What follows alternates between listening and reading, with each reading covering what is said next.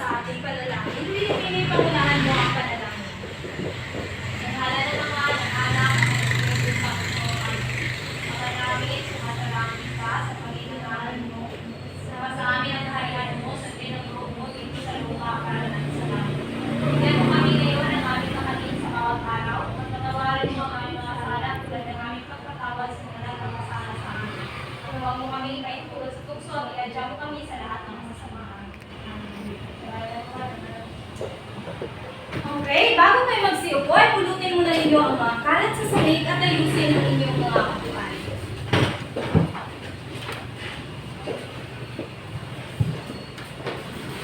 Magandang hapon mga mag-aral. Magandang hapon din po, ma'am. Kumusta naman kayo sa araw na ito? Mabuti lang po. Mabuti naman at kayo nasa mabuting kalagayan. Ngayon, bago po tayo magsisimula, ay aalamin muna natin kung may liban ba sa araw na ito. Sa halay na ito, maaari ko bang malaman kung may liban ba sa inyo? Wala po, ma'am. Dito naman sa kabilang halay, may liban ba sa inyo? Wala po, ma'am. Ikinagagal akong malaman na kumpleto kayo sa araw na ito. Ngayon, bago po natin formal na bubuksan ang ating talakayan, ay nais ko munang alamin kung ano-ano nga ba ang mga kasiguraduhan na dapat nating taglayin sa oras ng klase. Ano-ano nga ulit ang ating mga kasiguraduhan? Maaari ka bang magbigay, Pinipini? Makinig ng mabuti sa guro at huwag makipagdadalan sa katabi. Tama, makinig ng mabuti at huwag makipagdadalan sa katabi. Ano pa? Okay, Pinipini? Taas lamang ang panagkabay sa bagay. Nais magtanong. Pangusay, itaas lamang ang kanang kamay kapag gustong sumagot o kung may nais kayong linawin. Ano pa? Meron pa ba? Okay, Marjorie? Iligpit ang mga bagay na walang kinalaman sa klase. Okay, iligpit ang mga bagay na walang kinalaman sa klase. Maaasahan ko bang makamtan natin ang mga kasunduan na iyan hanggang sa katapusan ng ating klase class? Oo. Kung ganon, ay bigyan ninyo ako ng 3 palakpak. Okay, maraming salamat. So, ngayon ay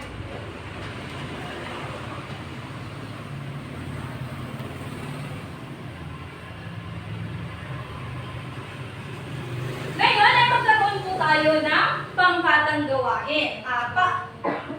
Papakatin ko kayo sa 3 pangkat. Magbilang ng 1 hanggang 3. Simulan dito, binibigyan. 1, 2, 1, 2, 3.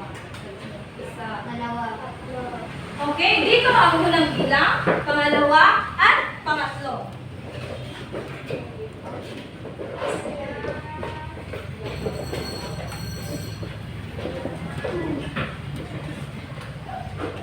Ang lahat ba ay nasa kanila ng mga pangkat? Oo. Kung ganon, ay narito ang inyong gawain. Basahin ang sabay-sabay ang panuto. Suriin ang larawan na nakaata sa bawat pangkat at ipaliwanag kung ano ang inyong pinagkukuhan sa larawan. Okay. At narito naman ang mga larawan na nakaata sa bawat pangkat. Una ay ang, para sa pangkat una ay ang larawan A. At para naman sa pangalawang pangkat ay ang larawan B. At para naman sa pangatlong pangkat ay ang larawan C. So, ang mga larawan na nakaata sa bawat pangkat ay susuriin lamang ninyo kung ano-ano ang mga nahihinuhan ninyo mula sa larawan. Pero bago iyan ay pansinin muna ninyo ang pamantayan. Basahin ng sabay-sabay ang pamantayan. Inalalaman. Maayos ang pagkakabuo ng ideya. May pamangkulos. Kabuuan ng ideya. May kaugnayan sa larawan ng kabuong ideya. 5 puntos. Presentasyon. Maayos sa palarahan ng sariling konsepto. 5 puntos. May kabuuan ng gabing-gabing puntos. Okay, maraming salamat. So, ang bawat pangkat ay pipili lamang ng isang representante para sa pagpumulat o pagpapaliwanag ng larawan. Pero, naunawaan ba, class? Oo. Bibigyan ko lamang kayo, ipapakita ko sa inyo ang larawan. At saka, bibigyan ko lamang kayo ng 2 minuto para i-analisa ang larawan at pagkatapos ay 3 minuto naman para sa pagpapaliwanag. Naunawaan ba? Oo. Okay, pero bago iyan ay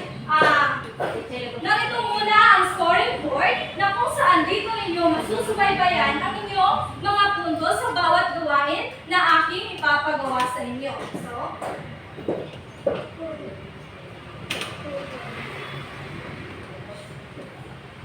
ngayon ay sisimulan po natin sa unang larawan.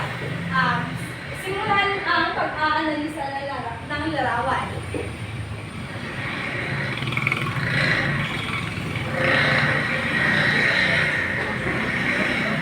At pumunta dito sa harapan kung sino ang representante ng inyong grupo. Handa na ba ang pagkakuna? Okay. Simulan na ang pagsusuri o pag-uulat sa larawan. Sa klase sa larawan, nakita, ito ay ito sa isang politiko na nakakampanya o nag-deliver sa kanilang speech. Okay, maraming salamat. Palakpakan po natin ang unang pangkat. Pakisulat na lamang po ang inyong mga pangalan sa isang kapat na papel. At pakipasa na rin. At susunod ay ang pangkat 2. Narito ang inyong larawan. Simulan ang pag-aanalisa ng larawan. Okay, maaari nang pumunta dito sa harapan ang representante ng iyong pangkat. Base po sa magandang hapon sa lahat, kami ang pangkat 2. Base po sa aming na-observation, base sa larawan, ito ay ang mga iba't ibang dialekto sa ating bansa. So, ang Bicolano, Ilocano, West Ilonggo, Bisaya, at Tagalog. Okay, maraming salamat. Bigyan po natin ng pakpit clap ang pangalawang pangkat. Alam ba ninyo kung ano ang pakpit clap? Marjorie? Pakituruan ng inyong mga klase. 1, 2, 3, 1, 2, 3. Okay, ako kita na lang. 1, 2, 3. 1, 2, 3. Pak na pak, bet na bet. Okay. 1, 2, 3. 1, 2, 3. Pak na pak, bet na bet. Okay, maraming salamat. So, pumunta naman tayo sa ikatlong pangkat. Sino ang representante ng ikatlong pangkat? Okay, magandang hapon po sa lahat. So, makikita po natin sa larawan po na may iba't ibang mga salita na nakasulat sa iba't ibang wika. Okay. Ang wika ng ay kanyang araw. Ito ay ang wika Pilipino. Samantalang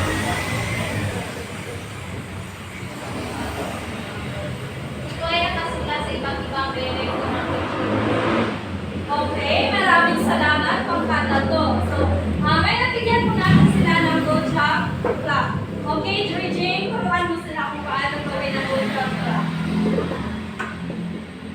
Dito sa harapan. 1, 2, 3,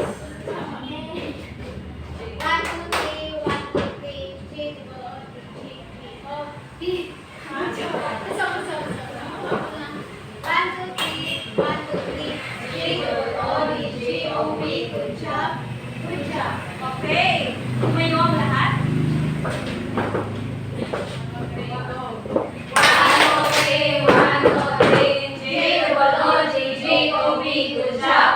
Good job. Okay, maraming salamat. So, ngayon ay bigyan po natin ng puntos ang bawat pangkat.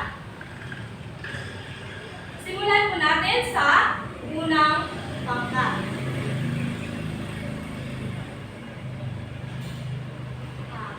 Para sa nilalaman, maayos ang pagkakabuo ng ideya, kaya bibigyan ko kayo ng 5 puntos.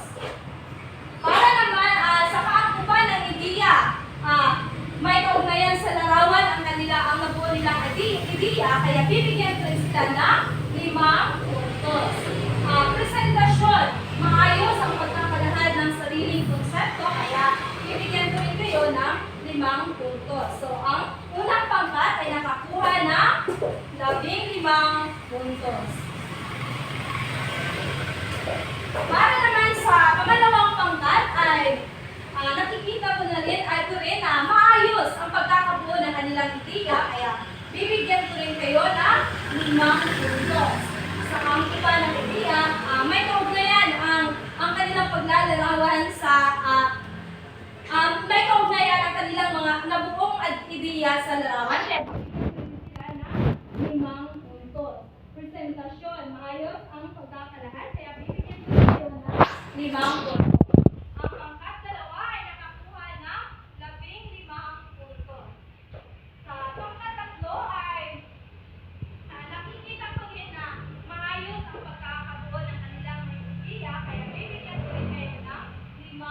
puntos. May kaugnayan sa larawan ang kanilang nabuong ideya, kaya bibigyan ko rin sila ng 5 puntos. At maayos ang pagkakalahal ng kanilang ideya, bibigyan ko rin sila ng 5 puntos. Ang tatlo ay nakakuha rin ng 15 puntos. Siguro ngayon ay marami na kayong, may mga ideya na kayo kung ano ang paksang ating tatalakayin. Maaari ko bang malaman kung ano ang ideya mo pinibili? Sabi ko, ang ating pagsasalita sa pagsasalita o mga paraan ng ginagamit. Okay, may kaugnayan. Ano pa? Sino pa ang may idea? Lizelle? Tingin ko po, ang paksa namin na talakayin sa araw na ito ay mga dialekto ng Pilipinas. Kasi pagmita ang mga dialekto ng Pilipinas. Okay, maraming salamat. Ang lahat ng inyong mga tinuran ay may malaking kaugnayan sa paksang ating tatalakayin. Sapagkat ang paksa natin sa umagang ito ay tungkol sa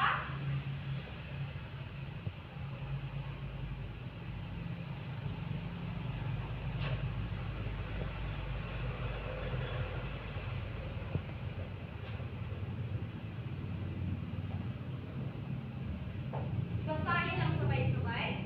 Natural na proseso at papel ng mga halasalita ng ating matutulong bigmata. Okay, ang paksa natin sa hapong ito ay tungkol sa natural na proseso at papel ng mga tagapagsalita ng katutubong wika. Pero bago natin simulan ang pagtatalakay ng ating may bagong paksa, ay aalamin muna natin ang layunin ng pag-aaral na ito.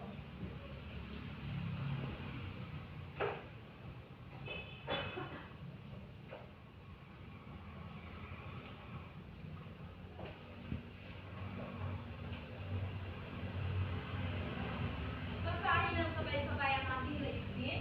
Pagkatapos ng alay ng mga mag-aaral niya sa natutuloy sa natural na proseso at papel ng mga tagapagsalita ng katutubong wika.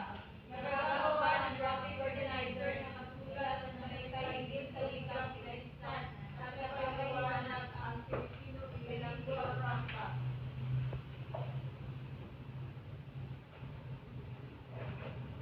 At napapahalagahan ng mga tubong wika. Okay, maraming salamat. So, ano nga ulit ang paksa natin sa hapong ito? Natural na proseso at papel ng mga tagapagsalita ng katutubong wika. Tama, ito ay natural na proseso at papel ng mga tagapagsalita ng katutubong wika. So, kapag sinasabi natin proseso, ito ay nangangahulugang sistematiko o mga hakbang kung paano nabuo ang mga katutubong wika. So, ngayon ay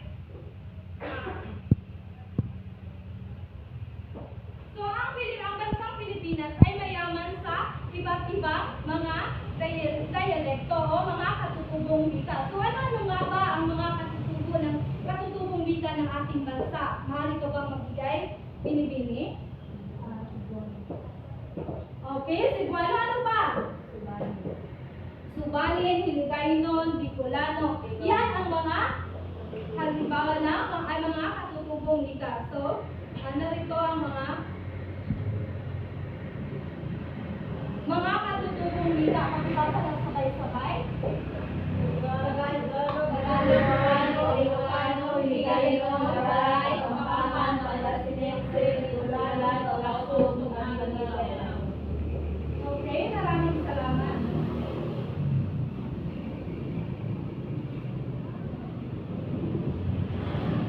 So, ang mga katutubong wika na ito ay ilan lamang sa mga katutubong wika dito sa ating bansa.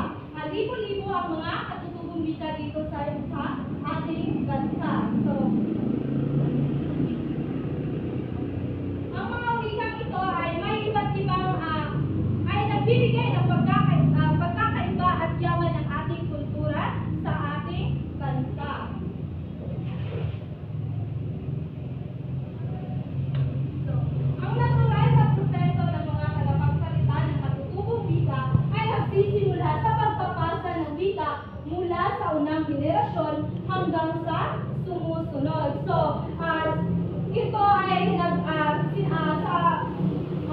ating makikimuha na nag-uumpisa ang wika dahil sa pagbabasa o pagtuturo sa atin ng mga nakakatanda sa atin. Katulad na lamang ng ating mga magulang. Sila yung mga unang tagapagsalita na nagtuturo sa atin ng mga wika. Kung ano ang wikang ating ginagisnan. So, natural na proseso ng katutubong wika. Una ay ang pagtuturo mula sa matatanda. Ang mga bata ay natututong magsalita mula sa kanilang mga nakakatanda. So ito yung sinasabi ko na tayo ay nag-uumpisang matuto sa mga wika dahil sa pagtuturo ng ating mga nakakatanda. Sila ang mga tagapagsalita na nagbibigay ng mga halimbawa sa wastong paggamit ng ating wika. So, ang pangalawa ay pakibasa ng sabay-sabay. Pakikipag-ugnayan o pakikipagsalamuha. Ang mga bata ay natutong salita sa mga matanda na pakikipag-ugnayan o pakikipagsalamuha sa lalang pamalihan. Ikaw ay napakataan at kaaralan at tuntunan. Okay, tama. Ito ay isang sa natural na proseso ng ating wikang katutubo.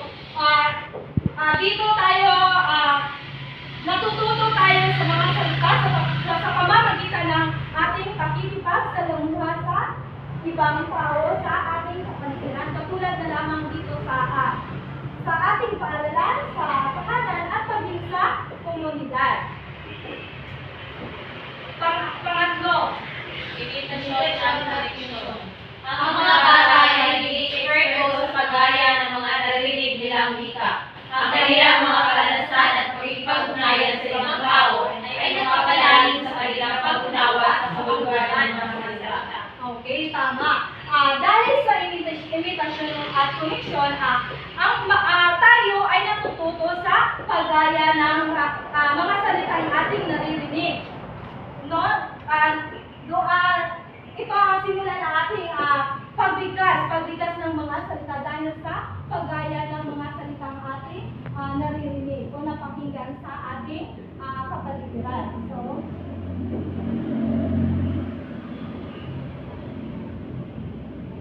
ayon kay Teodoro Agoncillo, 1965-52, isang historiador at manunulat sa Tagalog, bilang reaksyon sa ideya ni Eusebio Dalos na pagsasama-samahin ang mga wika sa Pilipinas at tatawagin itong Pilipinhon. Ang ganitong ideya ay mamamatay ng natural gaya ng Bulaco, Ido, Ro, Esperanto at iba pang naiimbentong mga wika artificial mula sa Europa. So, ito yung mga ideya o reaksyon ni Teodoro Agoncillo sa ideya ni Eusebio Dalos na kapag ang mga katutubong wika ay pagsama-samahin na tatawagin itong Pilipinhon ay maaaring mamamatay ito ng natural tulad ng Bulaco, Idoro at Esperanto. Dahil ang Pilipinhon ay isang konstruktado wika lamang. So, paano ba namamatay na natural ang Bulaco, Idoro at Esperanto? Ito ang mga dahilan ng pagkamatay ng mga naimbentong wikang artificial sa Europa. Una, pakibasa.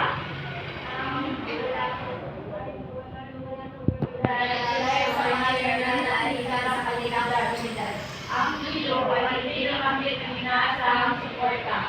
Ang Ro ay isang konstruktadong wika na hindi gaano bumalat.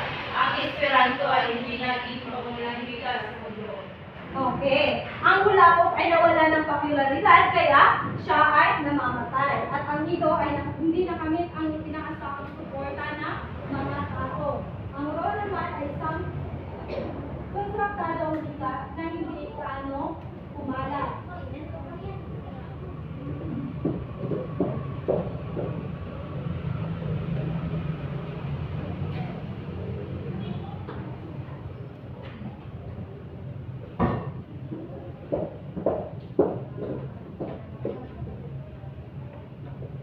So, ang pagiging artificial ng wika ay maaaring may kinalaman sa pagpapalit ng likas na pag-unlad ng wika at kultura sa isang bansa. Maaaring tingnan ito bilang isang pagsusuri sa pagsasanib ng mga wika at pagtuklas ng isang pambansang wika o kung paano tinatawag ng mga mamamayan ng isang bansa ang kanilang wika. So, ganito rin ang una at batikos sa Pilipino lalo noong simula. Maiiwasan kung ngayon na maging artificial ang wika ito kung sa natural na proseso. Ito madidevelop sa pamamagitan ng lingua franca. So, ano nga ulit ang ibig sabihin ng lingua franca? Angelica? Ang lingua franca ay yung wika ay dialect ba na ay putihan ng pangalan. Okay. Lingua franca ay nangangulugan. Ito ay ang wikang common na naiintindihan ng lahat. So, ano ba ang wika na naging common dito sa ating bansa? Ito ay ang Filipino. So, ang Filipino bilang lingua franca ay nabuo sa pamamagitan ng aktibong papel ng mga tagapagsalita ng iba't ibang katutubong wika sa Pilipinas. So, dahil sa mga tagapagsalita ay ang Filipino ay nabuo bilang lingua franca. Ito yung pambansang wika. Ito ay nagiging pambansang wika ng ating bansa. So, narito ang mga papel ng tagapagsalita ng katutubong wika. Una, pakipasa ng kultura. Mga tagapagsalita ay may pagpapel na sa pagpapasa ng kultura. Sa pamamagitan ng kanilang wika ay lilipat ang mga tradisyon, ritual at pananampalataya ng komunisyon. Okay, talagang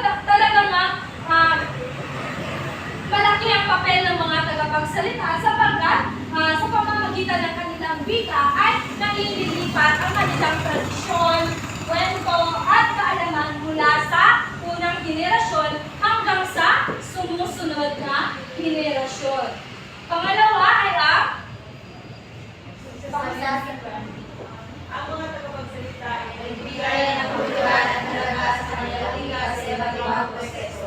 Sila ay nakabawa sa pagsasalita ng mga pamilya at karanasan sa pamamagitan ng kanilang wika. isa sa papel ng mga tagapagsalita ay ang pagsasalin wika. Sila yung nagbibigay ng mga kahulugan ng mga salita nang sa ganun ay mauunawaan ito ng mga tinuturuan nila. Okay, can you proceed to your presentation of paglalakad?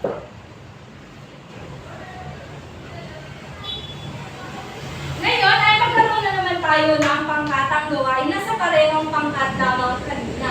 So, ano ba ang itong gawain?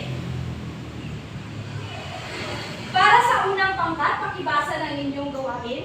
Sa pamamagitan ng graphic organizer, ilahat ang kapamilya ng mga tagapagsalita ng natutubong wika at pagkatapos ay pili ng isang representante para sa pag-uulat. Okay, maraming salamat. At para naman sa pangalawang pangkat, pakibasa ng inyong ganito. Ipaliwanag ang guro kung paano nabuo ang Filipino bilang lingua franca at pagkatapos ay pili ng isang representante para sa pag-uulat. At para naman sa pangatlong pangkat, Sumulat ng saysay tungkol sa wikang inyong ginamisnan at pagkatapos ay pipili ng isang representante para sa pag-uulat. pero bago iyan, ay pansinin muna ninyo ang inyong pamantayan. Basahin ang sabay-sabay. Nilalaman. Ibigay ng buong wikay at